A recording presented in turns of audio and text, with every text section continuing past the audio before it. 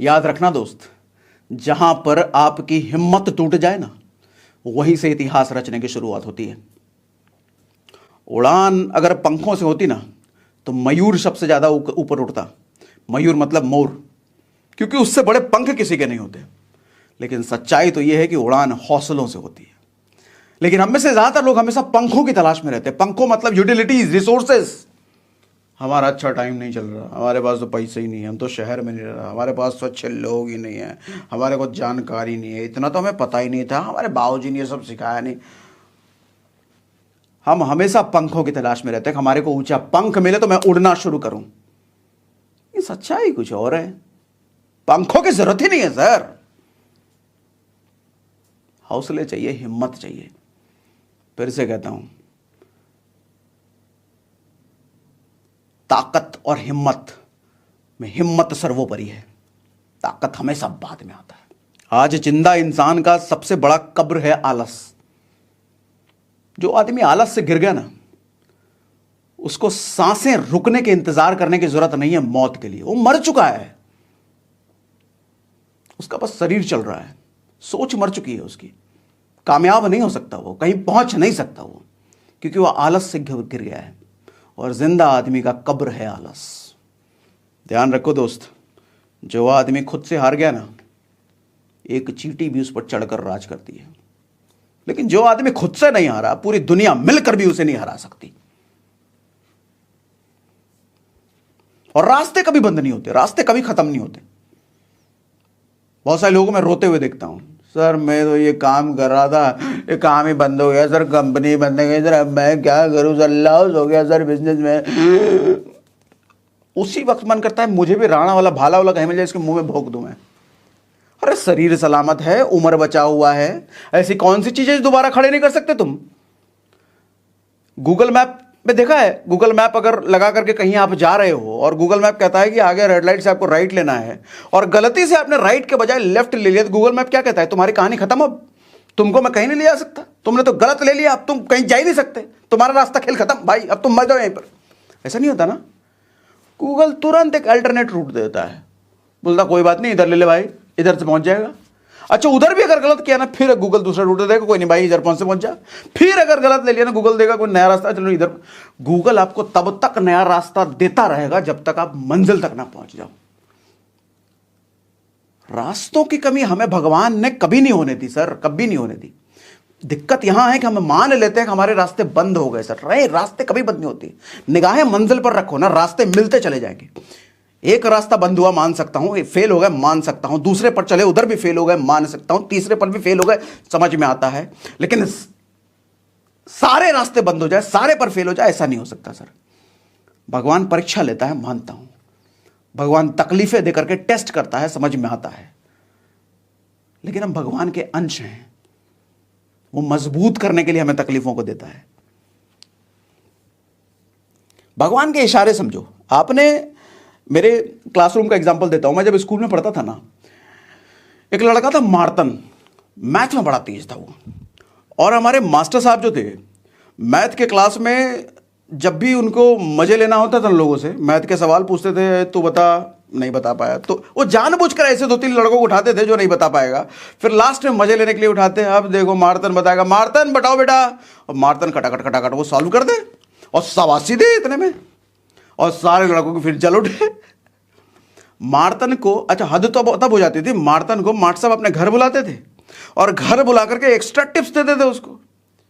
फिर वो मार्तन बताता था मुझसे ये वाला सवाल क्यों है, उसको एक्स्ट्रा सवाल देते थे सॉल्व करने के लिए मैथ के, भारी भरकम।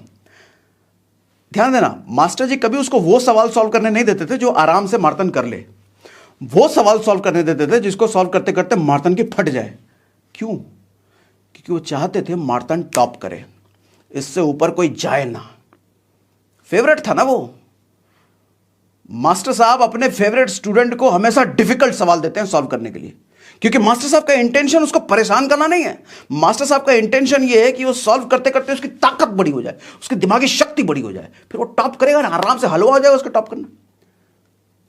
सर ऐसे ही मास्टर जी हमारे भगवान होते हैं, हमारे ईश्वर होते हैं। वो जब हमें तकलीफें देते हैं ना सर, उनका इरादा यह है कि वो हमें टॉप पर ले जाना चाहते हैं। क्योंकि संभव नहीं है कि इसकी मजबूती आ जाए बिना मुश्किलों को दिए हुए। सर शारीरिक लेवल पर जब हम शरीर को मुश्किलें देते हैं ना, शरीर को कष्ट देते हैं ना, यानी कि एक्सरसाइज करते हैं, जिम करते हैं, तब जाके शरीर मजबूत होता है। जिस आदमी ने कभी शरीर को कष्ट नहीं दिया ना सर, वो डायबिटीज, अस्थमा और पता नहीं किस किस चीजों का मरीज मर जाएगा सर। 70-80 साल की उम्र नॉर्मली अभी है, लेकिन वो 40 साल में मर जाएगा बीमारी से, जिसने शरीर को कष्ट नहीं दिया। और जिसने अपनी जिंदगी में कष्ट नहीं देखा, वो जिंदगी में आगे कैसे बढ़े? भगवान चाहता है तेरे को आगे ले जाए, इसलिए तो कष्ट देता है। और तुम कष्ट में फैल जाते हो, मेरी किस्मत खराब है, टाइम खराब, मुझे मेरे भगवान में ना, मेरे बचपन से किस्मत खराब है, मेरी कुंडली खराब है, पंडित जी को दिखाऊंगा। फिर आप एस्ट्रोलॉजर के पास जाओगे, अंगूठी लेना है, पंडित जी कहेगा तुम्हारा बृहस्पति भारी है, बुध हल्का है और मंगल टेढ़ा है, शनि भाई इधर है उधर है, 5-10 रुपये 5-10 हज़ार ऐड लेगा आपसे, आप हंसी खुशी दे पुते हुए। प्रकृति को समझो सर, तकलीफें आती मजबूत करने के लिए, दैट्स ऑल। इसके अलावा कुछ नहीं है। टेम्पल रन खेला ना, मोबाइल में आता था टेम्पल रन। पहला वाला लेवल कितना आसान होता था बच्चों की तरह। फिर पहला लेवल अगर आपने जीत लिया, जैसे मास्टर साहब, अगर आपने एक लेवल का मैथ सॉल्व कर दिया तो मास्टर साहब दूसरे लेवल का मैथ देते थे, दूसरे लेवल का भी सॉल्व कर लिया, तीसरे लेवल का मैथ देते थे। मतलब तकलीफें, डिफिकल्टीज वो बढ़ाते हैं मास्टर साहब। क्यों? क्योंकि दिमाग और मजबूत हो, सोचने समझने की रीजनिंग कैपेसिटी और बढ़े। तो भगवान भी आपको पहले इतना सा तकलीफ देगा, पार कर लिए फिर इतना देगा, पार कर लिए फिर इतना देगा, पार कर लिए फिर इतना देगा, फिर एक दिन टप पे ले जाएगा ऊंचाई पर। टेम्पल रन में पहला लेवल आसान होता है, जीत गए, दूसरा मुश्किल लेवल। या कोई भी गेम आप खेलते हो तो गेम में देखते हो पहला लेवल आसान होता है, उसको अगर जीत लिया तो दूसरे पर, उसको जीत लिया फिर तीसरे पर, और हर लेवल पिछले लेवल से मुश्किल होता है। लेकिन जो सारे लेवल जीतता चला जाता है सर, गेम में बाजीगर कहते हैं उसको, मास्टर कहते हैं, विनर कहते हैं, राजा कहते हैं। लेकिन जो सारे लेवल पाल करता है वो पहले लेवल पर जो छाती पीट ले हमारी किस्मत खराब है, उसको तो कान पकड़ के बाहर निकल दिया था, तमाचा मार के भाग यहां से, किस्मत खराब है तुम्हारी। मुश्किलें हमारे को टॉप कराने के लिए आती है सर। ये बात जानो, समझो, प्रकृति को समझो। प्रकृति हमारी दुश्मन नहीं है, भगवान हमारा दुश्मन नहीं है। बस इरादा ये है कि मजबूत किया जाए। संसार में इतनी सारी सुख सुविधाएं हमारे को दी है भगवान ने, उसको एंजॉय कर पाए। उसको एंजॉय करने के लिए ताकत चाहिए सर, शक्ति चाहिए सर, पैसा चाहिए सर, अमीरी चाहिए सर। गरीब रह के कहां आप आईफिल टावर पे चढ़ पाओगे? पेरिस के बॉर्डर पे भी नहीं घूमने देंगे आपको, कान पकड़ के बाहर कर देंगे, भाग यहां से गरीब कहीं के। पैसा चाहिए ना। दुनिया में बड़ी से बड़ी मुश्किलों की ना यह औकात नहीं है कि आपके कदमों को रोक दे। जब मुश्किलें आपके कदमों को रोकने आती है ना सर, उनका इरादा रोकने का नहीं होता। वो चाहती है कि मुश्किलों को बार बार ठोकर मार अपने पैर से।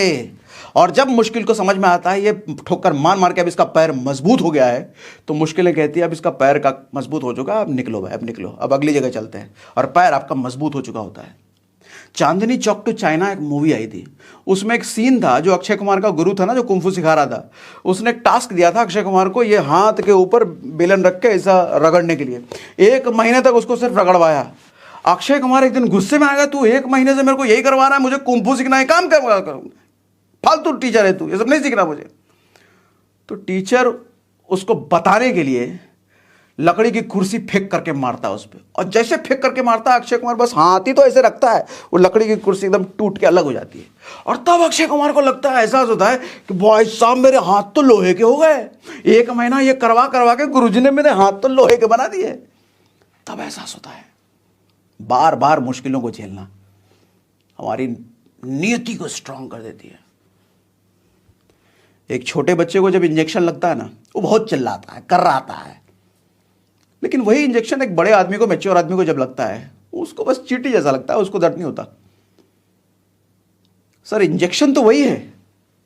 छोटे बच्चे को उतना ज्यादा दर्द क्यों हुआ और बड़े को क्यों दर्द नहीं हुआ? क्योंकि छोटे बच्चे के मसल्स कमजोर हैं, उसके टिश्यूज वीक हैं, सॉफ्ट हैं। वही इंजेक्शन उसके लिए एकदम तलवार की तरह लगता है। लेकिन बड़े आदमी का टिश्यू स्ट्रांग हो चुका है, मसल स्ट्रांग हो चुका है। इसी तरीके से जो आदमी बार बार परिस्थितियों को, उल्टे सीधे परिस्थितियों को झेलते हुए जब आगे निकलता है ना, उसके लिए मुश्किलें नॉर्मल लगती है। वो प्रॉब्लम आए ठीक है देख लेंगे यार, ये प्रॉब्लम आए ठीक है देख लेंगे, वो निपटाता हुआ चला जाता है।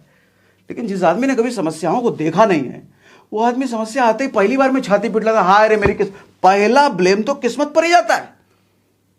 पता नहीं किस्मत है भी कि नहीं है, किस्मत खराब, भाग्य खराब, फिर हाथ दिखाने चले जाएंगे, ऐसे हाथ काट दे उसका, हाथ दिखाने जाएंगे। बेवकूफ आदमी। सर निडल वही है, बच्चे के केस में भी और बड़े के केस में भी, लेकिन बच्चा रोया कराया क्योंकि बच्चा कमजोर है। बड़ा आदमी कुछ नहीं हुआ उसको क्योंकि वो मजबूत हो चुका है। और मजबूत होने का तरीका यह है कि बार बार शरीर को कष्ट देते रहो, मजबूत होता चला जाएगा। कष्ट कभी नहीं दिया तो वही बच्चे वाला ही शरीर रह जाएगा। फिर एक निडल चुभेगा ना, फिर